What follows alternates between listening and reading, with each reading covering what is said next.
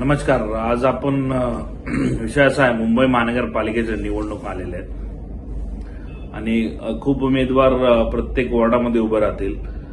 पण लोकांना माझं आव्हान आहे की ज्या ज्या लोकांनी कामं केलेली आहेत, सामाजिक कार्य केलेली असतील आणि ज्याला माहिती असेल, नॉलेज असेल किंवा सुशिक्षित असेल, त्या व्यक्तीला तुम्ही निवडून आणून दिलं पाहिजे. जर निवडून आणून दिलं नाही तर तुम्हाला असंच म्हणजे सुविधा भेटणार आहे. म्हणजे शौचालयाची सुविधा नसणार आहे, तुमच्या रस्त्याची सुविधा नसणार आहे.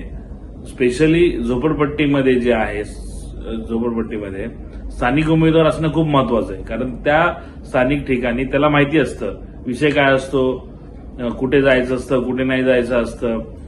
पण जे बाहेरनं आलेले, जे दुसऱ्या वॉर्डातनं ह्या वॉर्डात त्यांना समजा जे सर्वसाधारण एससी सीट लागली असेल किंवा ओबीसी सीट लागली असेल, तर तिकडचा जो कार्यकर्ता तिकडे उभं न राहता त्याला दुसऱ्या वॉर्डामध्ये टाकलं जातं आणि हे पक्षांतर्गत गोष्टी घडत असतात. पण हे घडत असताना तुम्हाला हे खात्री केली पाहिजे की जो व्यक्ती सामाजिक कार्यामध्ये आहे त्यांना निवडून द्या, ज्याला जाणकारी आहे त्याला निवडून द्या. असंच पक्षांनी दिला तुम्हाला नेता आणि त्याला मतदान करणे हे योग्य नाही. त्याच्यामुळे काय होतं, फॉर एक्झाम्पल तुम्हाला मी सांगतो, मी वॉर्ड क्रमांक 148 मध्ये बसची सुविधा नाही. गेल्या 30 ते 35 वर्षापासून 2च बस आहे, 367, 383. बाकी तिसरी बस नाही आली, अजून काय झालेलं नाही. गटाराची समस्या मी हमेशा फेसबुकच्या लाईव्हच्या माध्यमातून टाकत असतो की शौचालय जे आहे, शौचालयाचे जे घाण संडासाचं पाणी आहे ते गटारामध्ये टाकलेलं आहे. ती प्रोव्हिजन नाही तरी पण आहे. सिवरेज लाईन बनवले पण त्याच्यामध्ये कुठल्याही प्रकारचं जे शौचालय ते त्याच्यामध्ये ती लाईन नाहीये. गटराचं पाणी हमेशा बाहेर येत असतं आणि जे पाईपलाईन आहे, पाण्याचे पिण्याचे पाईपलाईनची जी लाईन आहे ती गटराच्या आतून आहे. म्हणजे ह्या ज्या गोष्टी आहेत हे स्थानिकाला माहिती असतं, प्रत्येक गोष्ट त्याला माहिती असते. तर तुम्ही त्याला निवडून द्या. तर बाहेरील लोकांना त्यांना निवडून देऊन तुम्हाला काय मिळणार पण नाही. फक्त तो येणार, सगळ्यांच्या समस्या जाणार, निघून जाणार.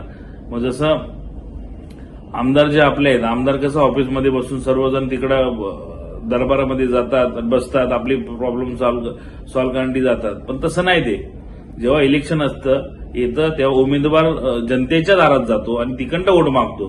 पण इथं परिस्थिती वेगळी होऊन जाते. जेव्हा तो पास होतो, जेव्हा जिंकतो, तो आपल्या ऑफिसमध्ये बसून, म्हणजे जनता त्याच्याकडे 5 वर्ष चपला घासत असते. अशातला भाग नाही. आणि ही जी लोक आहेत, ज्यांना तुम्ही निवडून देता, ते काय करत असतात, रेग्युलरली बर्थडे मध्ये जाणे, तुमचं लग्न अटेंड करणे, क्रिकेट स्पर्धा अटेंड करणे, जसं कुठला पण वाटप असेल, रक्तदान शिबिर असेल, दस्तावेज शिबिर असेल, क्रिकेटचे जे सामने असतात तिकडे जाणे, तसेच भरपूर साऱ्या गोष्टी आहेत. हे तुम्हाला पण माहिती आहे. पण तुम्ही जर तुमचा नेता नीट निवडला नाही तर तुम्हाला चांगल्या प्रकारच्या सुविधा मिळणार नाही.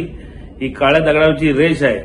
तुमचं चुकीचं डिसिजन तुमच्या फ्युचरला डिसिजन चुकीचं असणार आहे. तुमची येणारी पिढी ती पण चुकीचीच होणार आहे. कारण त्यांना कळणार नाही. कारण जे सिनियर जे करतात ते ज्युनियर करतात. तर आपण ठरवायचं की आपल्याला गाढव पाहिजे या घोडा पाहिजे, विचार करणारा पाहिजे, सुशिक्षित पाहिजे, ज्याला समजेल की टेक्निकली गोष्टी काय असतात. तुम्ही जर अशा लोकांना 10वी पास, 10वी नापास, 8वी पास ह्या लोकांना जर तुम्ही आणलं तर त्यांना समजणार नाही ना. तो त्यांचा विषय ना. पण ते एखादी गोष्ट समजण्यासाठी पण ते समजणं खूप गरजेचं आहे. तर तेच आहे माझं पुन्हा एकदा लोकांना आव्हान आहे. पूर्ण मुंबईमध्ये किंवा वॉर्ड क्रमांक 148 मध्ये 46 आहे, 47 आहे, अणुशक्तीनगरमध्ये तुम्ही योग्य ते कॅन्डिडेट निवडलं तर काय विषय नाही. तुम्ही मला निवडा या एनी अदर कोणाला निवडा, आपल्याला काम करण्याशी महत्वाचं आहे.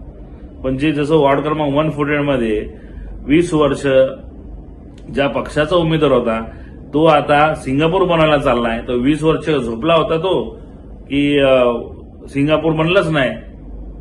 ह्या ज्या गोष्टी आहेत ना, ह्या गोष्टी समजून घ्या. हे एक्झाम्पल्स आहेत. म्हणजे फक्त इलेक्शन आलं तर तुम्हाला ते काहीतरी आश्वासन देणार, आम्ही असं करू तसं. कोणी काही नाही केलेलं आहे. आपण अणुशक्तीनगरची गोष्ट करतोय. तसेच मुंबईतलं पण सांगतोय, जिथे तुमचा उमेदवार चांगला असेल तिथे तुमची प्रगती होणार. जर उमेदवार चांगला नसेल तर प्रगती होणार नाही. जय हिंद, जय महाराष्ट्र.